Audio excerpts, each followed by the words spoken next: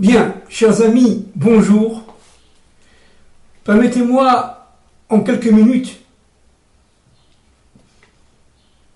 de développer un thème qui est extrêmement important, surtout de nos jours.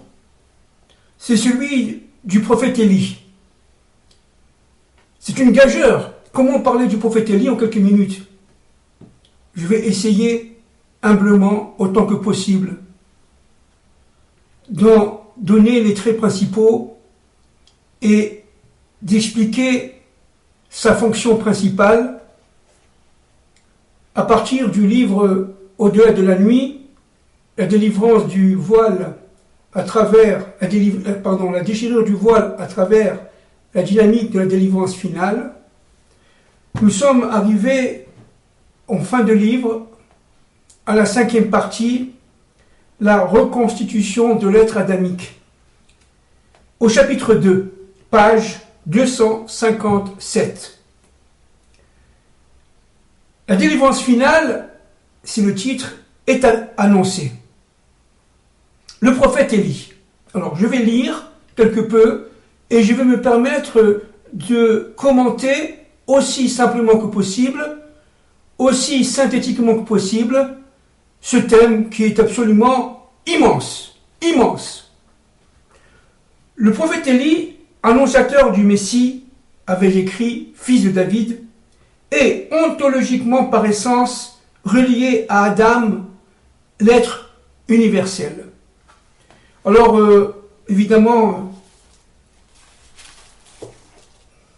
qui est Élie Hanavi?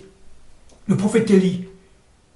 Lorsque je parlerai d'Élie Hanavi, pour les francophones, je parle du prophète Élie. Alors, il y a énormément de sources. Le Chida, le Harizal,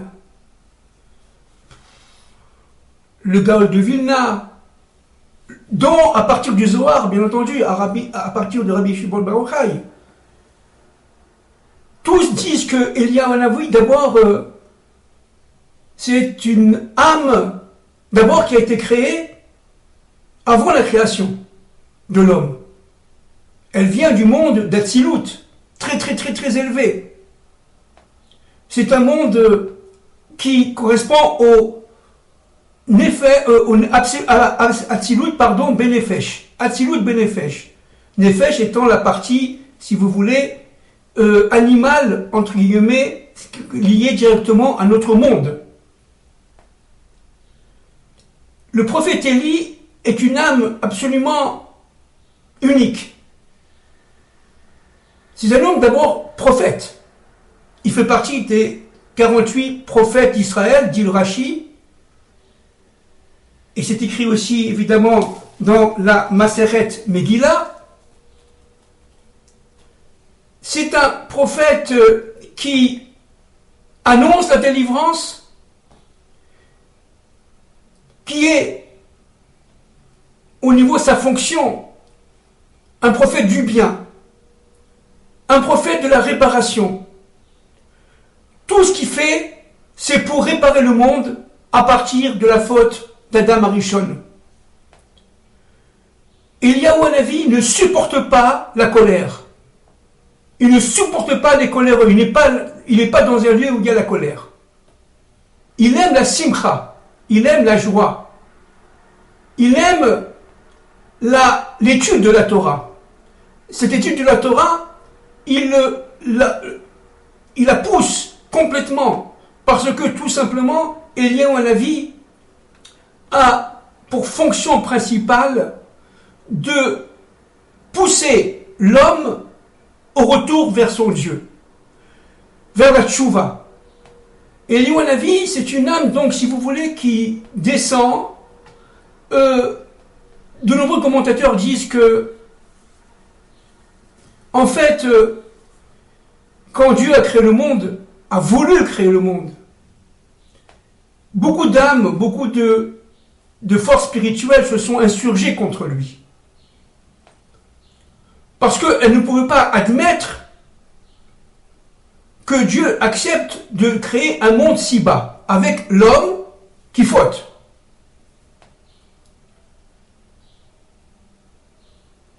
tous ont été détruits par Dieu, dit le Zohar. Ils ont été détruits par le doigt de Dieu, ils ont été brûlés par le doigt de Dieu. Sauf une qui a accepté le plan de création de l'homme. Nos maîtres disent que c'est Eliyahu Hanavi. Parce que Eliyahu Hanavi a voulu tout simplement participer à la création, être une sorte d'associé. Il a été envoyé dans ce monde pour, d'abord, on l'a déjà dit tout à l'heure, non seulement réparer la faute d'Adam Rishon, et cela au jour le jour, de génération en génération. Et comment il répare? Il répare d'abord en utilisant les forces de Moïse, de Moïse qui sont en lui. Eliyahu Hanavi, c'était un élève de Rabbi Shimon Bar Yochai. Il étudiait 2 fois par jour le Zohar avec Rabbi Shimon Bar Yochai et son fils Rabbi Eliezer. Et Eliyahu Hanavi était extrêmement érudit en Torah. Mais il était porté vers le bien. Il était porté vers la fidélité absolue au Créateur du monde. Eliyahu Hanavi est une âme qui parcourt non seulement son temps, mais tous les temps. Il dépasse le temps et l'espace. Eliyahu Hanavi est un être immortel. Il peut prendre des formes humaines, mais il peut aussi venir sous forme d'étincelles d'âme chez les êtres qui sont bons, qui sont porteurs d'un message de Torah et qui sont tout simplement reliés à la vie. Eliyahu Hanavi est un prophète de la vie. C'est-à-dire qu'il veut absolument accompagner la dynamique de l'histoire en réparant les fautes de chacun d'entre nous. C'est non seulement un réparateur de fautes, mais en plus et surtout, il pousse avec les mounas qu'il donne à la rencontre entre celui qui étudie et son Dieu. On dit qu'à la fin des temps, Eliyahu Hanavi viendra pour essayer de résoudre les problèmes, en hébreu on appelle ça teko, de la Gemara. À chaque fois qu'il y a une discussion entre les sages et il n'y a pas de délibération finale, la Gemara dit teko. Qu'est-ce que ça veut dire teko? Ça veut dire qu'en fin de compte, c'est autant d'Eliyahu Hanavi à la fin des temps de l'histoire qu'on le saura, qu'on aura la réponse. Eliyahu Hanavi va insuffler la réponse à celui qui étudie la Torah d'une manière extrêmement studieuse, désintéressée et fidèle. Et cela toujours dans la simcha. Eliyahu Hanavi ne supporte pas la tristesse. Il ne supporte pas, non seulement, on l'a dit tout à l'heure, la colère, mais il ne supporte pas l'obscurité. C'est un être de lumière. Le Rav Abarbanel, Zichrono Tzadik Libracha, du temps du Guérouche d'Espagne, il y a 600 ans maintenant, le temps passe très vite, a dit que, en fait, Eliyahu Hanavi avait une ceinture de lumière. Mais lumière avec le or, c'est-à-dire or, et ça s'écrit Aleph, Vav, Resh. Tandis que Adam Arishon est passé de la lumière du or vers le or, avec Aïn, Aïn, Vav, Resh, c'est-à-dire la peau, en français. Le travail d'Eliyahu Hanavi, c'est de faire passer Adam Rishon de son habit de peau à son habit de lumière. Maintenant, Une petite anecdote qui me vient comme ça à l'esprit, parce qu'il y a énormément de messages sur Eliyahu Hanavi, beaucoup de midrashim sur Eliyahu Hanavi. Un midrash, parmi tant d'autres. Un jour, le Rav Eliyahu Ben Uziel a rencontré Eliyahu Hanavi. Et il lui a demandé, s'il vous plaît, est-ce qu'il peut l'accompagner dans ce monde. Évidemment, on parle de sages d'un niveau qui n'est pas le nôtre, bien sûr. Qu'il faut le lien entre le ciel et la terre. Et il a demandé de l'accompagner. Eliyahu Hanavi a accepté, dit le Midrash, à une condition. Qu'il regarde et qu'il se tait. Qu'il ne pose aucune question et qui, tout simplement, soit fidèle aux actes d'Eliyahu Hanavi, sans rouspéter, sans critiquer, sans questionner. Et il a accepté. Yonatan Ben Uziel, pas Eliyahu, Yonatan Ben Uziel a accepté. Et ils sont partis.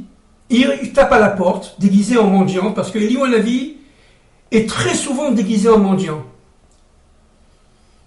Pourquoi? Parce que le mendiant est par définition demandeur, il est humble.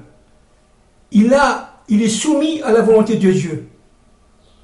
Et il teste les gens qui l'entourent à partir de cet habit-là. Alors, dans mon exemple, il tape à la porte d'une famille qui était très très très pauvre, qui n'avait qu'une vache. Il demande tout simplement l'hospitalité, un peu de manger avec son copain, Yonatan Ben Uziel, et de dormir si c'est possible. Il est reçu d'une manière extrêmement chaleureuse, extrêmement large. Ils n'avaient qu'une vache, dit le Midrash. Et Eliyahu Hanavi, la nuit, pendant la nuit, il court vers la vache et la tue. Le lendemain, le couple, si hospitalier, se met à gémir. Ils n'ont plus de parnassa, ils n'ont plus de moyens de subsistance. Et Yonatan Ben Uziel se tait, parce qu'il a promis à Eliyahu Hanavi de ne pas réagir. Puis ils sortent, ils s'en vont, ils rencontrent une famille riche, très riche. Et cette famille-là n'y fait même pas attention. Ils demandent, évidemment, habillés en mendiant, ils demandent l'hospitalité. Cette famille très riche, non seulement est indifférente, ne réagit pas, et même quelque part agressive. Et Eliyahu Hanavi voit la maison de cette famille très riche qui n'est pas terminée. Il lui manquait encore quelques fondations, quelques murs, etc. Il implore dans la nuit le Seigneur. Eliyahu implore le Seigneur et lui demandait de finir la construction de cette maison. Le matin, au réveil, la maison était construite. Alors, Yonatan Ben Uziel ne comprend pas. D'un côté, il tue la vache et il permet, si vous voulez, à la famille pauvre d'être encore plus pauvre, et la famille riche, qui est, si vous voulez, insensible à la pauvreté, voit sa maison construite. Il ne comprend pas. Même s'il s'est engagé à ne pas poser de questions, il n'en peut plus. Il a posé la question. Comment se fait-il? Pourquoi tu agis comme ça? Alors Eliyahu Hanavi explique. Et vous allez voir la grandeur, évidemment, de nos maîtres, de nos sages, et d'Eliyahu Hanavi. Eliyahu Hanavi lui dit, j'ai tué la vache parce que la vache, en mourant, a été la réparation de la mort de la femme du mari qui devait tout simplement mourir ce soir-là. Pour empêcher la mort de la femme du mari, pauvre, alors il a tué la vache. Sous forme, si vous voulez, de capara, de réparation. Et en ce qui concerne la famille riche, s'il a imploré le Seigneur de construire la maison, c'est parce qu'il avait vu, lui, que sous la terre, il y avait un trésor. Et que cette famille ne le méritait pas. En posant des fondations sur le trésor, en mettant les murs sur le trésor était enfoui encore plus profondément sur la terre, et justice a été faite. Justice a été réparée. Ça, c'est Eliyahu Hanavi. Eliyahu Hanavi est un être qui est, si vous voulez, tellement aimant le peuple d'Israël et aimant l'humanité tout entière, qui s'est insurgé un jour contre sa génération. Comment se fait-il que cette génération, dans laquelle il vivait, sous la forme évidemment d'être humain, il était revenu sur terre sous la forme d'un être humain,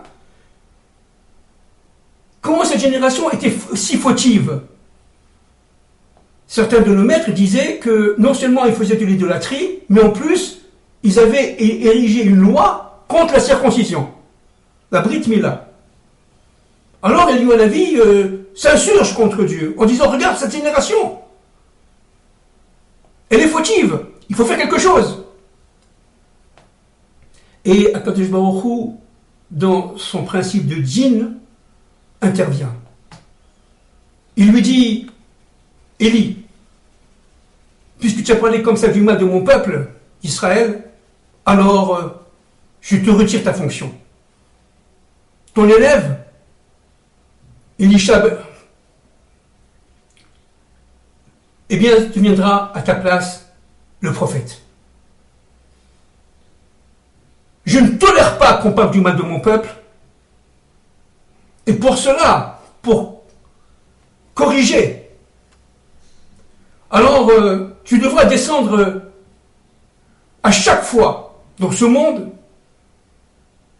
dans notre monde matériel, à chaque Brit Mila, à chaque circoncision, tu participeras sous la forme de réparation à cette faute que tu as fait. Alors évidemment, Eliyahu Hanavi,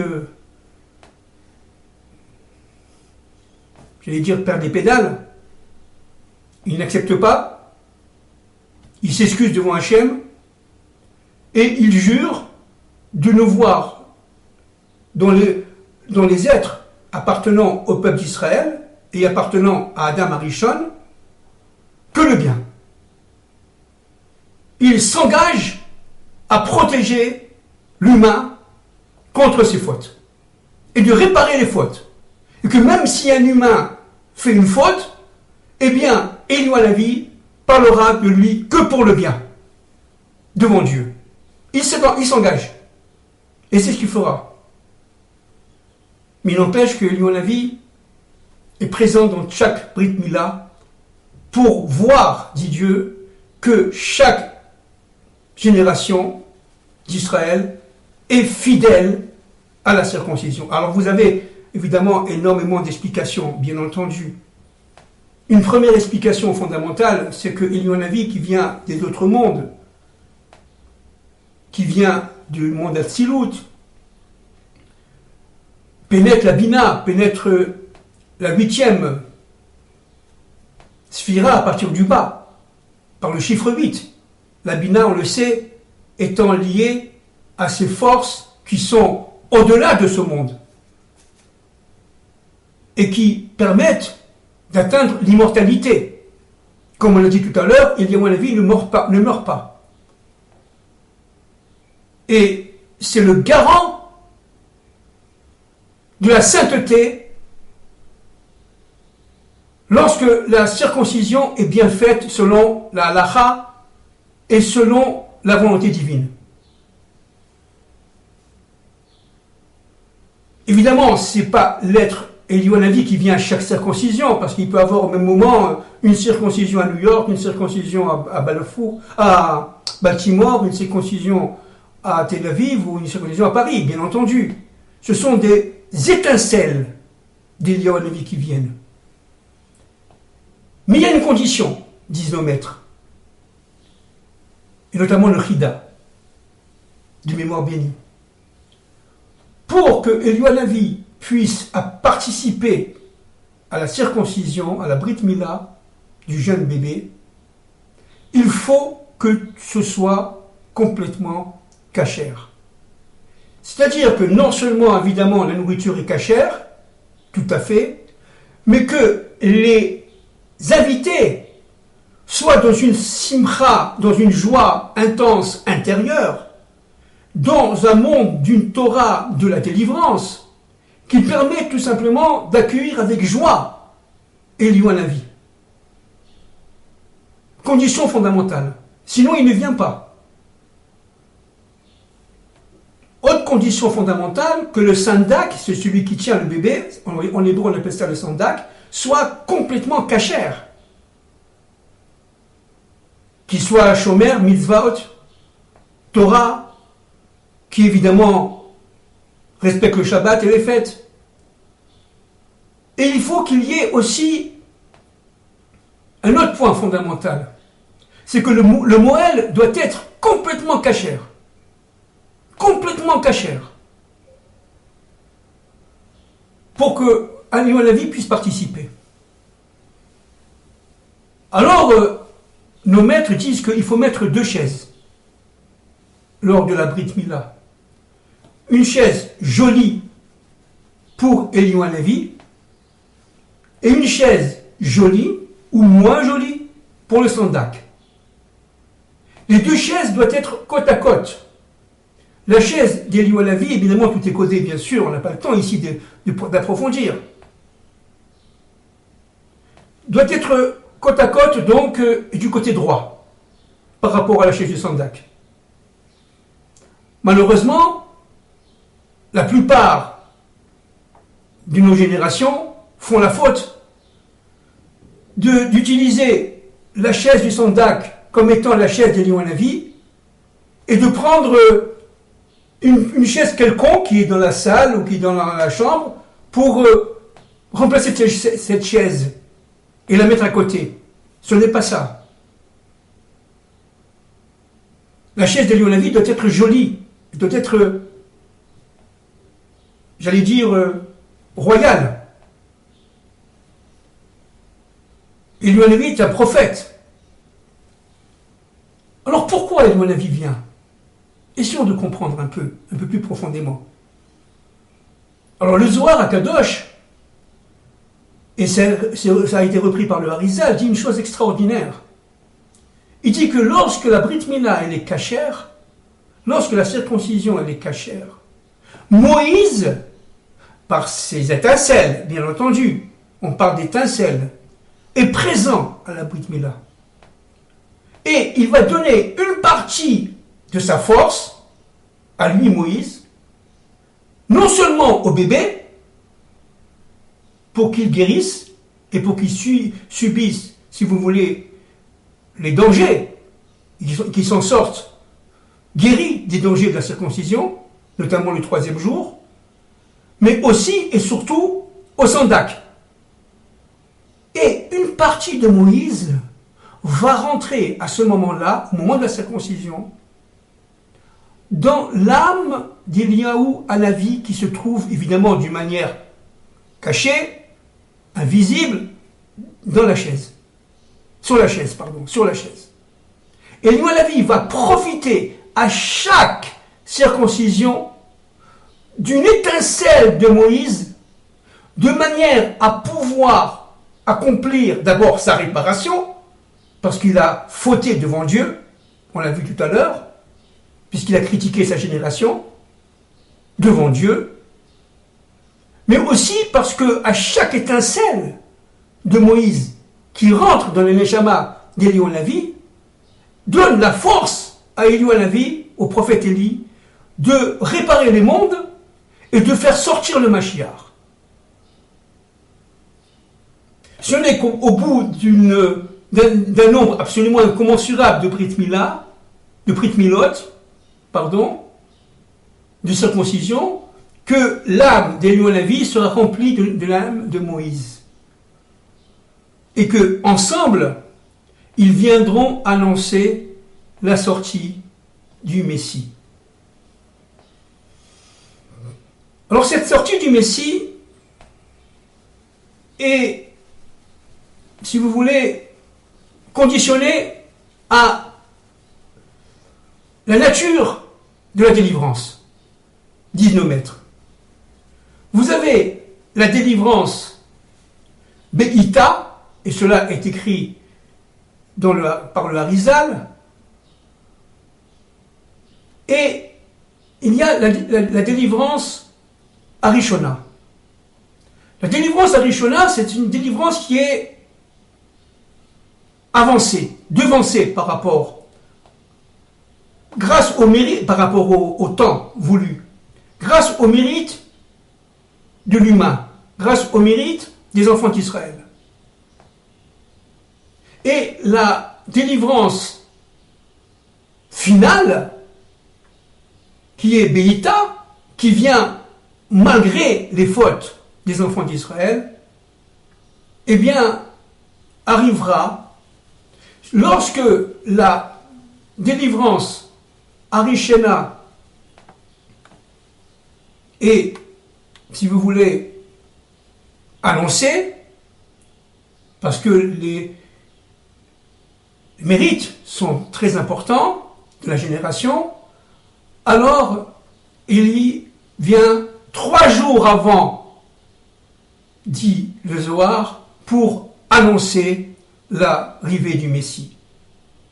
Mais que si la Brit Mila, si la délivrance arrive Be'ita, ça veut dire en son temps, voulu par le Créateur, malgré le fait que la génération n'est pas méritante, eh bien, il viendra accompagner directement avec Moïse, le Messie, accompagner avec Moïse et avec le Messie.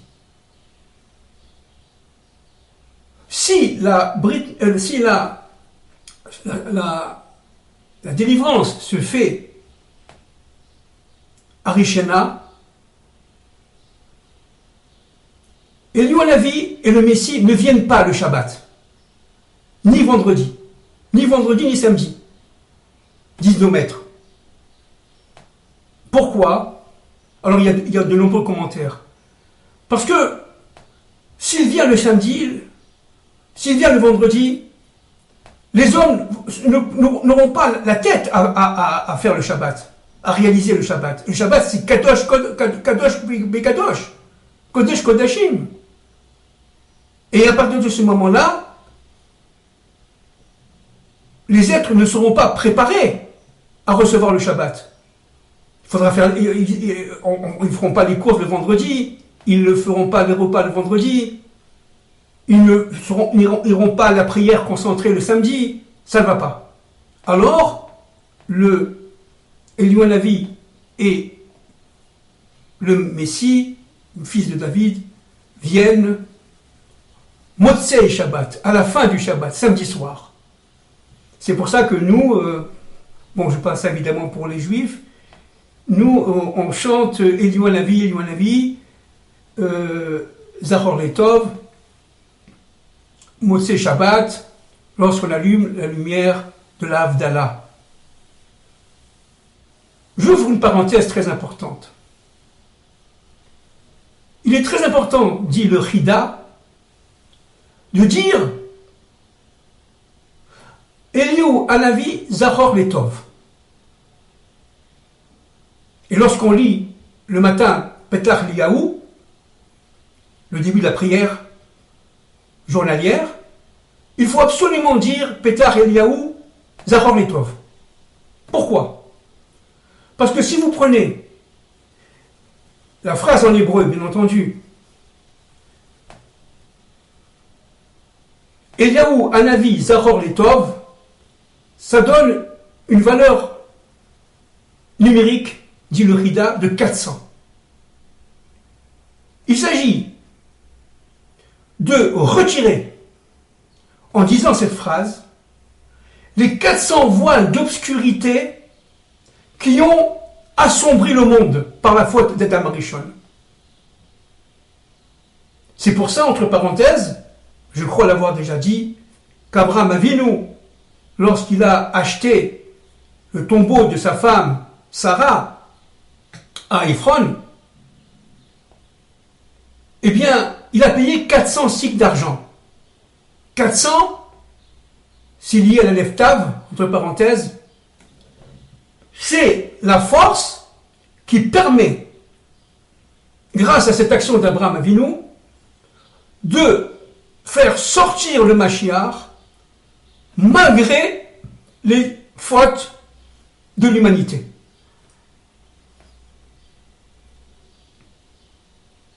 C'est pour ça que, évidemment, au temps de, on le sait, ceux qui connaissent un peu la Torah, au temps de Yaakov, il y a eu 400 cavaliers d'Ésaü qui sont venus attaquer.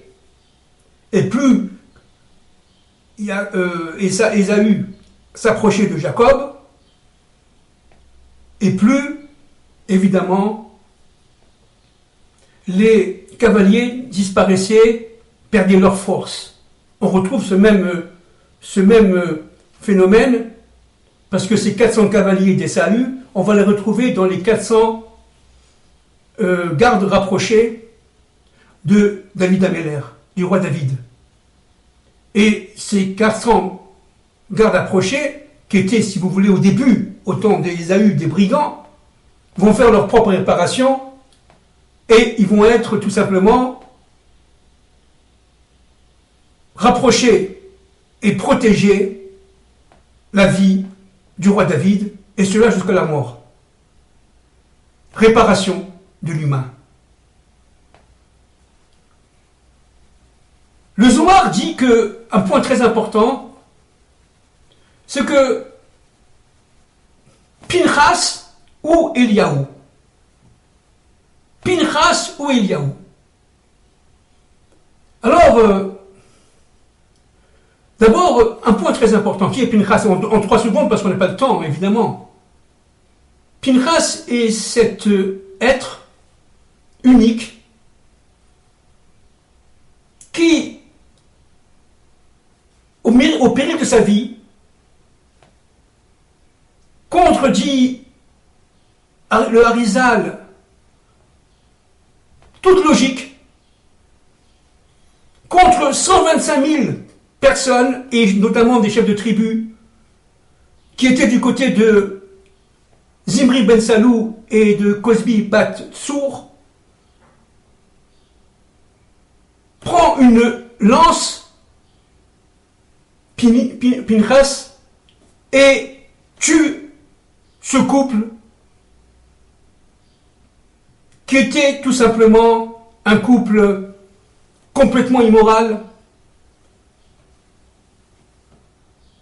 qui avait accompli un acte sexuel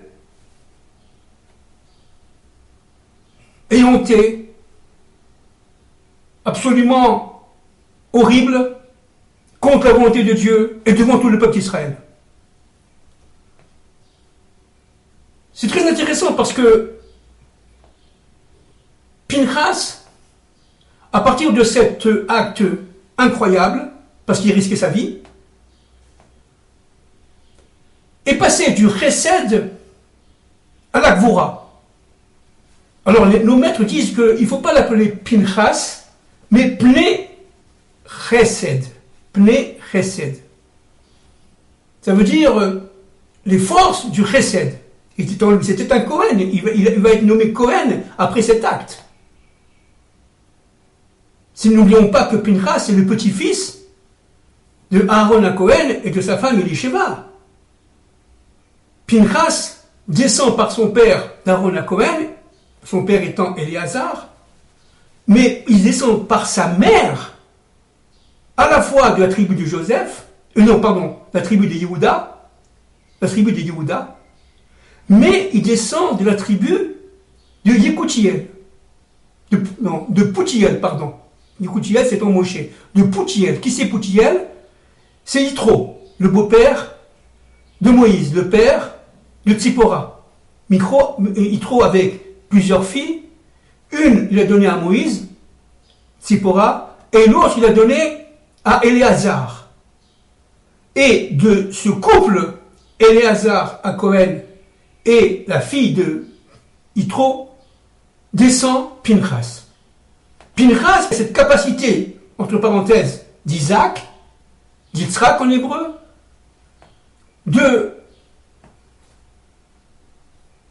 d'être le justicier de Dieu. Et de cela, si vous voulez, de cette action, Pinchas se relie à cet être unique qui lui est évidemment ascendant. Il a été créé bien avant Pinchas, Eliyahu Hanavi, qu'on appelle Eliyahu le prophète Élie. Je répète chaque fois que je dis Eliyahu Hanavi, en hébreu, il faut comprendre que c'est le prophète Élie en français. Et donc, le prophète Élie, Pinchas et Eliyahu Hanavi vont être des êtres qui vont, d'abord sont immortels, qui vont vivre de très nombreuses années. Pinchas va vivre 12 générations dans ce monde. Il va partir de ce monde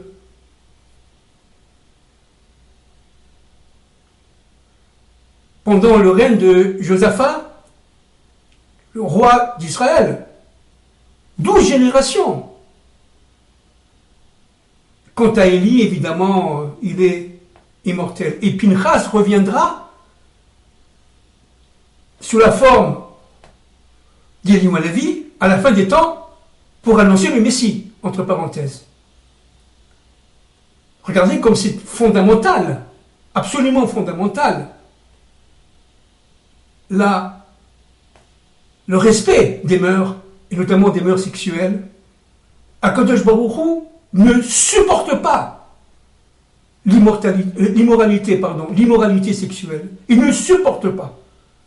Il y a des règles. On n'est pas des animaux. Et ces règles, elles ont été dictées par Dieu pour tout l'ensemble de l'humanité, que ce soit clair. Il ne s'agit pas seulement du peuple d'Israël. Nous devons, nous tous, juifs ou non, respecter les règles de salubrité sexuelle.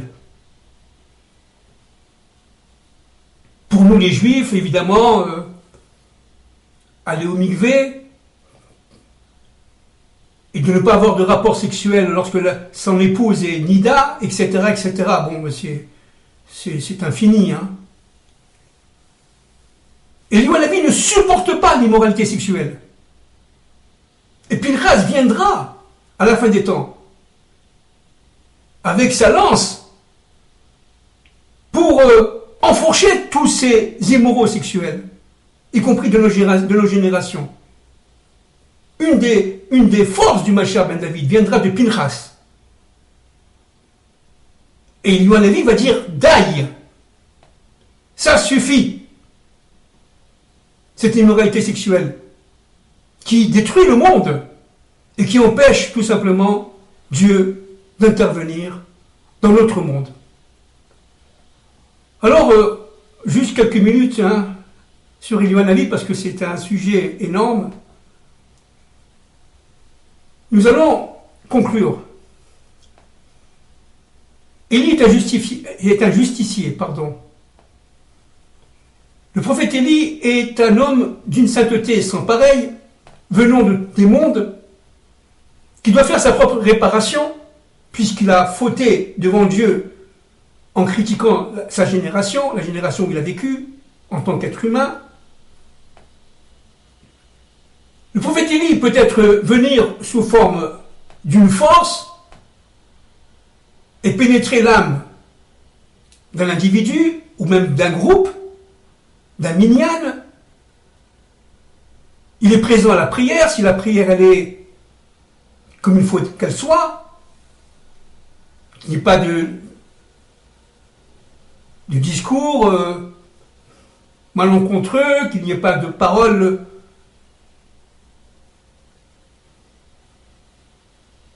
qui ne correspondent pas à la prière, etc., etc. Il vient et il pousse l'homme, on l'a dit tout à l'heure, à la teshuva. Il participe à la prière. Il peut venir déguisé pour prendre la forme humaine. Il peut prendre sous les ordres de Dieu, bien sûr, la forme humaine. Et venir à la synagogue demander l'aumône. C'est pour ça qu'il nous est vraiment demandé de ne pas faire attention à celui qui demande l'aumône. Même si vous croyez que c'est un faux mendiant, donnez un tout petit peu. Mais donnez. Parce qu'on ne peut pas savoir si ça se trouve c'est Eliyahu Hanavi qui vient. Et cela dans tous les cas. Parce que le fait de donner nous sauve de la maladie, nous allonge la vie dans ce monde et nous sauve tout simplement d'une mort précipitée. Chas v'shalom.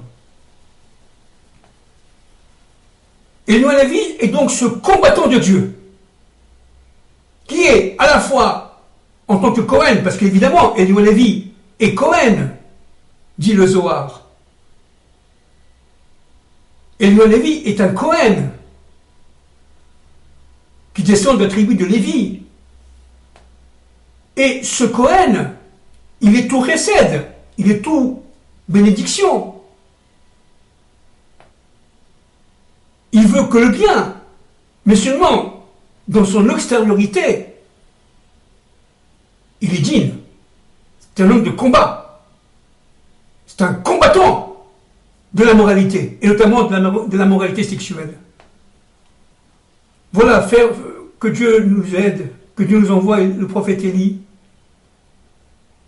que Dieu nous donne la force de vivre ce que nous allons vivre. Ça ne va pas être facile. Le prophète Élie va annoncer l'arrivée du Mashiach. Et si c'est Beïta, comme on l'a dit tout à l'heure, il viendra avec le Mashiach. Et dans une prochaine fois, peut-être que je parlerai de, si je suis capable, si Dieu veut, Bezrat Hashem, si Dieu veut, de la fonction véritable, cachée, secrète. Comment Eliyahu Hanavi va sortir le Mashiach? Qu'est-ce que ça veut dire? Il ne va pas l'annoncer comme ça, le Mashiach est venu. On n'est pas au cinéma. Alors qu'est-ce que ça veut dire?